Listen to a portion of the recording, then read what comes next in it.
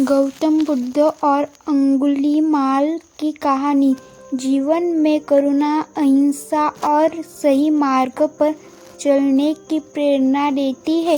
कहानी बहुत समय पहले अंगुलीमाल नाम का एक डाकू जंगल में रहता था।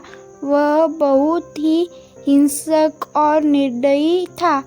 उसने कसम खाई थी कि 1000 लोगों की उंगलियों की माला बनाएगा।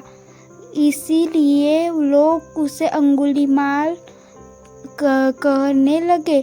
उसने कई निर्दोष लोगों को मारकर उसकी उंगलियां काट ली और अपनी माला में पिरो ली।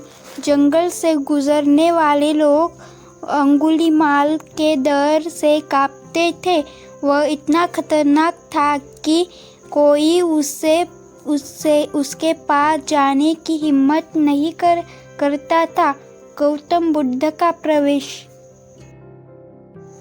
एक दिन गौतम बुद्ध को अंगुलीमाल के बारे में पता चला।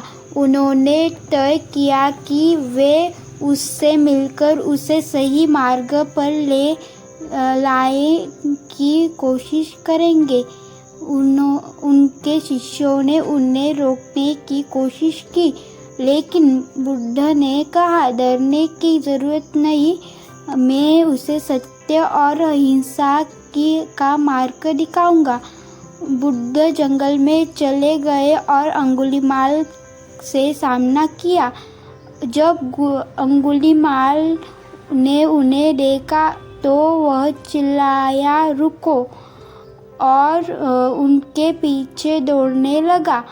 लेकिन बुद्ध शांतिपूर्वक चलते रहे। अंगुलीमाल का परिवर्तन। अंगुलीमाल ने बुद्ध से कहा, रुको, मैं तुम्हें मार दूंगा। बुद्ध मुस्कुराए और बोले, मैं तो रुका हूँ, तुम रुको। अंगुलीमाल हैरान हुआ और बोला, आप कह रहे हैं कि आप रुको हुए हैं, जबकि मैं यहाँ दौड़ रहा हूँ, इसका क्या मतलब है? रुको, मैं तुम्हें मार दूंगा। बुद्ध मुस्कुराए और बोले, मैं तो रुका हूँ, तुम रुको। अंगुलीमाल हैरान हुआ और बोला, आप कह रहे हैं कि आप रुके हुए हैं, जबकि मैं यहाँ दौड़ रहा हूँ, इसका क्या मतलब है? बुद्ध ने जवाब दिया, मैं अपने अंदर की हिंसा, क्रोध और अज्ञान को त्यागकर रुका हूँ, लेकिन तुम अब भी अपने क्रोध और लालच में फंसे हो। तुम खुद को नियंत्रित नहीं कर पा रहे हो। बुद्ध की बातों ने अंगुलीमाल के दिल को छू लिया। उसने अपनी तलवार फेंक दी और बुद्ध के चरणों में गिर गया। उसने उससे क्षमा मांगी और नया जीवन शुरू करने का वचन दिया। शिक्षा।